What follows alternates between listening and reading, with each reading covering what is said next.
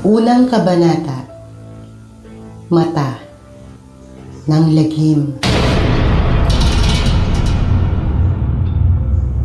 Umaga. 18 ng Mayo, Ubando, Bulacan. Kasalukuyang ipinagdiriwang ang kapistahan ng patron na si Santa Clara. Nagsisiksikan sa gitna ng makipot na daan ang napakaraming deboto. Nakahanay sa gitna ng kalsada ang mga kasali sa gaganaping posisyon. Magaganda ang matitingkad at iba't ibang kulay ng mga barot saya at barong Tagalog na suot ng mga mananayaw na kalahok. Naggagandahan ang mga palamuting nakakabit sa sari-saring disenyo ng mga iyon. Kaakit-akit pagmasdan. Sa kabila ng makapal na bilang ng mga debotong nagsisiksikan, lahat ay pawang nakangiti. Hindi alintana ang matinding sikat ng araw kahit pa nga tumatagaktak na ang pawis. Karamihan ay nakasuot ng malapad na sombrero. Ang iba'y may suot na salaming di kulay, ngunit nakalalamang ang may tangang pamaypay. Gayunpamay, banaag pa rin sa mga mukha ang pananabik. Pare-pareho silang napangiti nang i-anunsyo ng tagapamahala na ilang sandali na lamang ay mag-uumpisa na ang prosesyon. Karamihan sa mga naririto ay namamanata, mga mag-asawang humihiling na mabiyayaan ng anak. Sasayaw sila habang inaawit ang Santa Clarang pinong-pino. Ilang sandali pa'y umalingaw-ngaw na ang tunog ng antigong kampana sa tore ng simbahan. Palatandaang tapos na ang misa at magsisimula na ang ritual ng fertility dance. Rebecca! Rebecca! Mag-uumpisa ng lumakad ang prosesyon. Halika na! Sigaw ni Ale na nakatayo sa gutter ng kalsada, di kalayuan sa may bahay. Nagkakandahaba ang leeg nito sa pagtanaw sa mga karong isa-isa nang inilalabas mula sa patio ng simbahan. Ang gusto nito'y sa likuran ng karo ng patron pumesto, makitulak habang sumasayaw. Nandiyan na! Teka lang ha! Oh, paano? Maiwan ko na muna kayo ha. Tinatawag na ako ng mister ko eh. Kayo ba? Dito na lang ho kami. Sa mga mananayaw kami makikipila at makikisayaw. Baka ho sakaling dito kami mahiyang. Ay oo nga. Naku, lahat ng pahiyang gawin na natin para pareho na tayong magka-baby. Iwan ko na kayo rito ha. Kaway na ng kaway yung mister ko eh. Sige ho. Ingat ho kayo at napakainit ng panahon. Ay, salamat. Mag-ingat din kayo ha. Magkita-kita na lang tayo next year. Sana may mga buhat na tayong mga baby. Naku, oo nga ho. Sana magdilang anghel kayo. Tiwala lang. Magkakaroon din tayo ng anak. Nakangiti pa rin niyang sabi at saka naglakad palayo. Kumaway pa siya sa mga babaeng naiwan at saka nakipagsiksikan sa karamihan. Maagap naman siyang sinalubong ng asawa at inalalayan. Magkahawak ang mga kamay, nakipagkitkitan sila palapit sa karo. Ilang sandali pa'y nagsimula ng lumakad ang prosesyon. Nang simula ng pagsasayaw na sinasabayan ng pag-awit, umusal uli siya ng taimtim na panalangin. Mahal na poong Santa Clara, mahabag po kayo sa babaeng ito. Pagkalooban mo po ako ng anak. Parang awa niyo na po poong Santa Clara. Bigyan niyo po ako ng anak. Isang anak na magbibigay sa amin ng lubos na kaligayahan. Anak na aalagaan at palalakihin, mamahalin, at makakasama namin ni Allen hanggang sa pagtanda. Maawa po kayo sa akin, mahal na poong Santa Clara. Bigyan mo po ako ng anak. Si Allen, nakaalalay pa rin kay Rebecca. Nananalangin din. Nakikiusap. Nagmamakaawa. Sa loob ng 5 taong singkad ay hindi sila lumiban sa pagsama sa prosesyon, sa ritual, at patuloy na humihiling ng isang sanggol na pipintig sa loob ng sinapupunan ng kabiyak. 46 na si Rebecca at siya naman ay 49 na. Ngunit hindi pa rin sumusuko ang kanyang kabiyak. Gusto pa rin magkaanak. Hindi pa rin ito nawawalan ng pag-asa na isang araw ay darating din ang anak na matagal na nilang hinihintay. Mahal na mahal niya ito, at kahit wala silang anak na sinasabing magpapatibay raw at bumibigki sa mag-asawa, ay masaya pa rin siya sa pagsasama nila. Hindi siya naghahanap, kontento na siya. Ngunit ito ay hindi. Ilang beses na niya itong hinimok na mag-ampon na lamang, ngunit ang gusto nito'y anak na galing sa sariling sinapupunan. Gusto nitong magbuntis at manganak. Ayaw niya itong masaktan, lalo pa ang magdamdam, kung kaya sinasamahan niya ito sa lahat ng pinaniniwalaan at naisubukan. Wala namang mawawala kung susubukan nila. Iyon ang madalas nitong sabihin sa kanya. Hanggang sa natapos ang prosesyon, muli silang bumalik sa loob ng simbahan at nanalangin. Hawak pa rin ang kamay ng isa't isa. Masigla silang umuwi, dala ang pag-asang kaaawaan ng poong Santa Clara.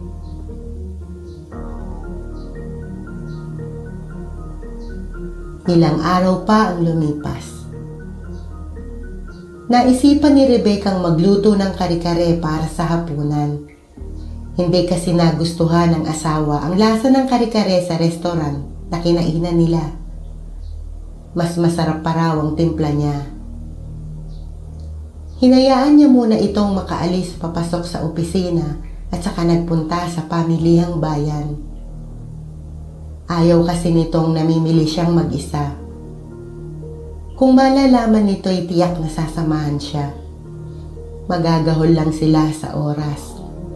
Ang gusto niya ay makapag-ikot-ikot muna at makapili ng mas sariwa pero mura lang. Isa pa, gusto niya itong ibili ng kung anong makikita sa loob ng palengke na magugustuhan.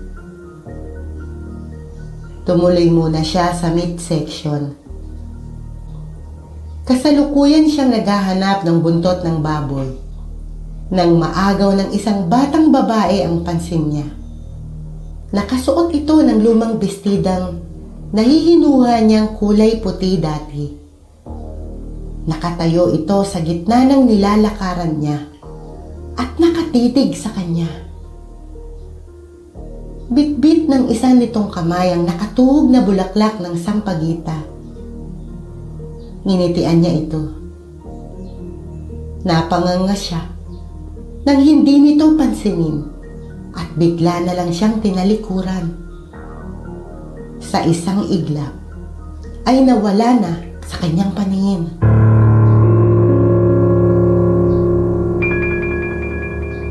Sa dami ng mga tao ay hindi na niya napansin kung saan ito gumawi. Pinakasipat-sipat pa niyang maigi kung saan ito posibleng nagpunta, ngunit hindi pa rin nakita. Ipinagkibit balikat na lamang niya ang tila pang iisnab nito sa kanya. Ay kalabaw! Gulat na gulat niyang sambit nang sa pagpihit ng katawan niya, katabi na ito! At nabunggo pa. Mabuti na lang at maagap niyang nahawakan sa balikat, kaya di tuluyang natumba. Naku iha, Pasensya ka na, hindi ko sinasadya. Nasaktan ka ba? Ngunit sa halip na sumagot, ay iniangat nito sa harapan niya ang mga nakatuhog na sampagita. Oo, sige. Sige, bibili ako. Kumuha siya ng 20 pesos sa pitaka at nakangiting iniabot sa bata. Inilagay nito sa kamay niya ang lahat ng nakatuhog na sampagita at saka nagmamadaling umalis. Iha! Iha! Sandali lang! Heto ang bayad! Iha! Yung bayad na iwanan mo! Pagtawag niya, ngunit diretso lang ito sa mabilis na paglakad. Tila tumatakbo.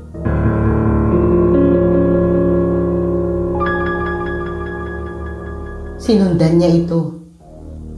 Naisip niyang marahil ay may kapansanan ito sa pandinig o kaya'y di wasto ang pag-iisip. Kaya kahit hindi pa nakukuha ang bayad niya, ay basta na lang umalis. Iniwanan pa ang lahat ng paninda. Nag-alala siyang baka mapagalitan ito ng mga magulang kung kulang ang mapagbebentahan. Dahil sa pagmamadali, ilang kapwa mamimili ang nabunggo niya. Sorry ho. Hindi ko sinasadya. Pasensya na ho kayo. May hinahabol lang ho ako. Hingi niya ng paumanhin. Hindi na niya hinintay ang sagot ng mga nabunggo. Nagkakandahaba pa rin ang leeg sa pagtanaw sa batang papalayo. Ipinagpatuloy niya ang pagsunod dito. Natigilan siya nang mapansing nasa dulo na siya ng palengke. Sa lumang palengke na di pa naipapaayos. Napalunok siya. Walang ibang tao maliban sa kanya. Natatanaw na niya ang ilog sa gawing harapan ng kinatatayuan. Ganon din ang kung ano-anong kalat at basurang nakatambak. Kinabahan na siya. Balitang-balita ang talamak na holdapan sa mga ganitong lugar kung saan mga menor de edad ang kadalasang kasapakat ng mga kriminal. Papihit na siya pabalik sa loob ng palengke nang makita uli ang batang babae. Nakasilip sa gilid ng isang lumang pwesto. Iha! Sandali lang! Bahagya nitong inilabas ang katawan sa pinagkukublihan. Ang takot niyang baka ma-hold up ay napalitan ng pag-aalala nang makitang namumuo ang luha sa mga mata nito. Parang umiiyak. Naglakad siya upang ito'y malapitan. Ngunit muli siyang nagitla nang muli na naman itong mawala.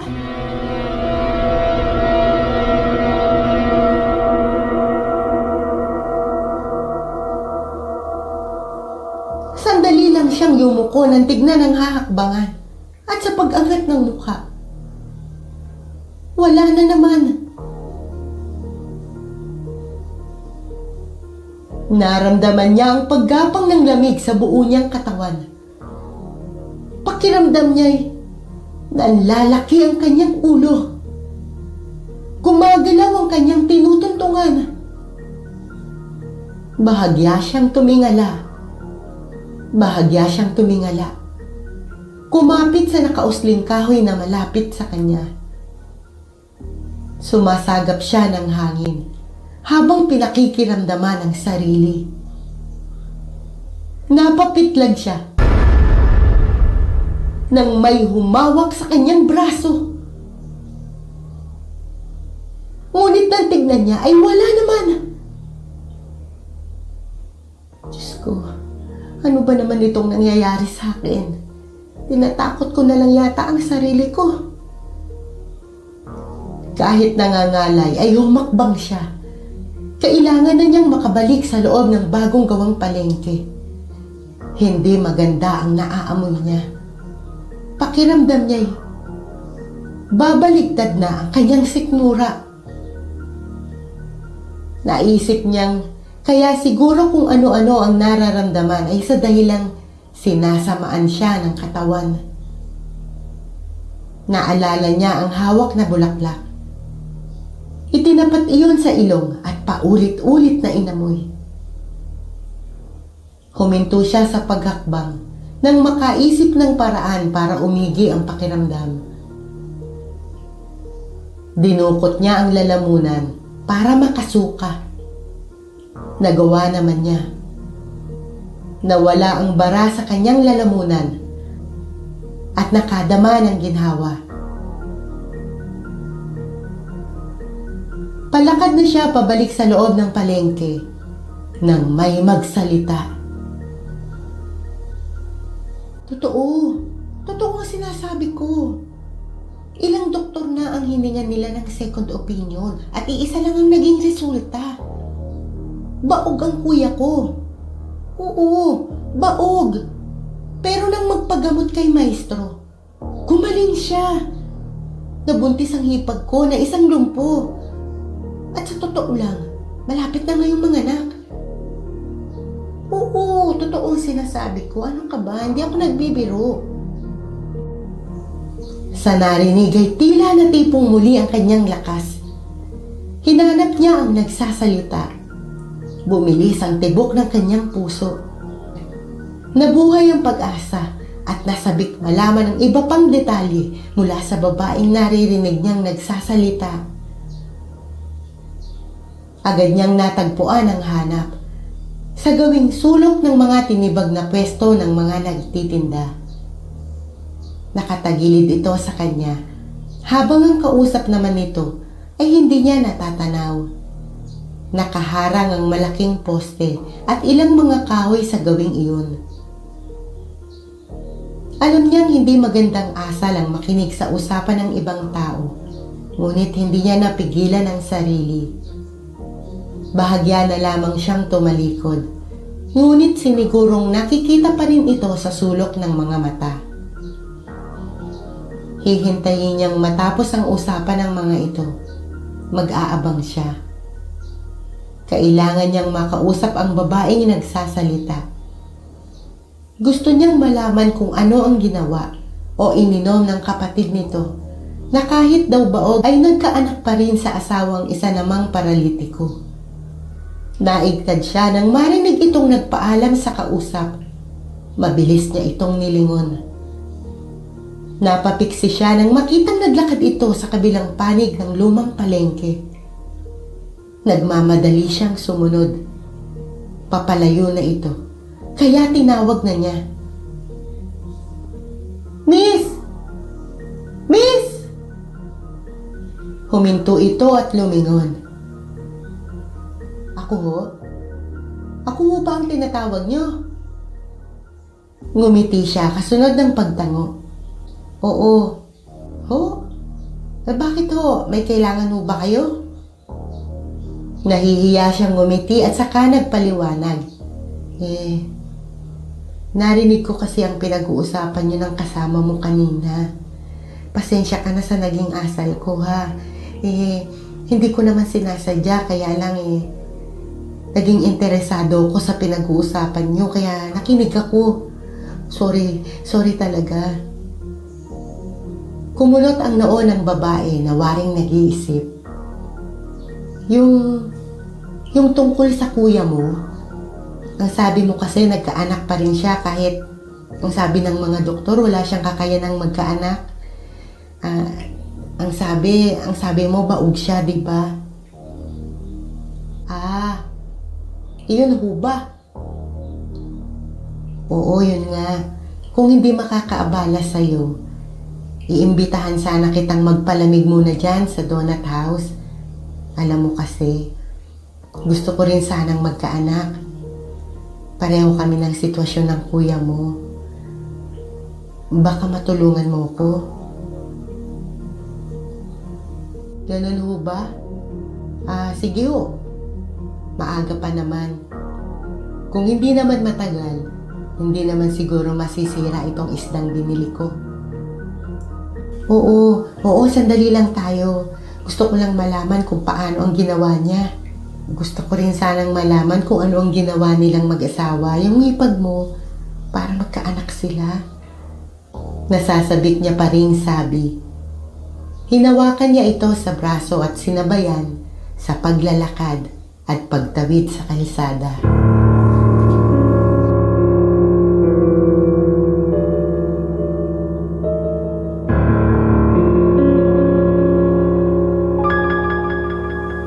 Mistulang naglalakad sa alapaat ang naging pakiramdam ni Rebecca matapos ang pakikipag-usap sa babae.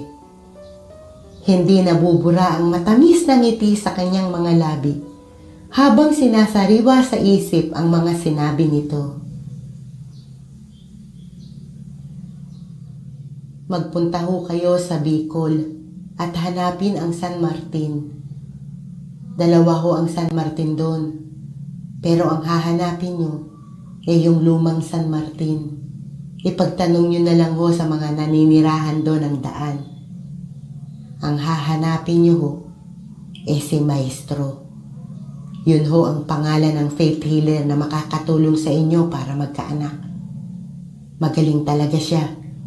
At siguradong matapos ang lahat ng ipagagawa niya sa inyo, magbubuntis na ho kayo. Gaya ng hipag ko. Napangiti siya. Malinaw na malinaw niyang natatandaan ang lahat ng impormasyong narinig. Ang lahat ng sinabi ng babae kung ano ang mga dapat niyang gawin. Isang malakas na busina ng jeep ang umalingaw-ngaw sa kahabaan ng kalsada. Kasunod ang nakangingilong pagkamot ng gulong sa espaltadong daan. Yung ali! Yung ali! Halos magkakasabay na sigawan ng mga tao.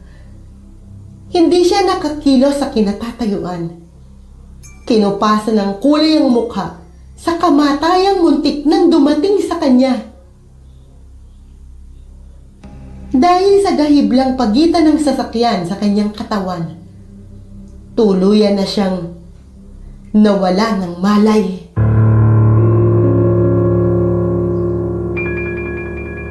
Humandusay sa gitna ng kalsada si Rebecca. Nagkagulo ang mga tao. Bumaba sa sasakyan ng driver upang daluhan ang aling hindi man nabundol ay inalala pa rin kung nagtamo ng pinsala.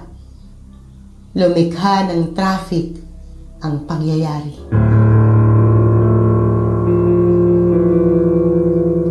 Samantala, sa isang panig ng kalsada, ay nanonood lamang ang babaeng kausap ni Rebecca kanina.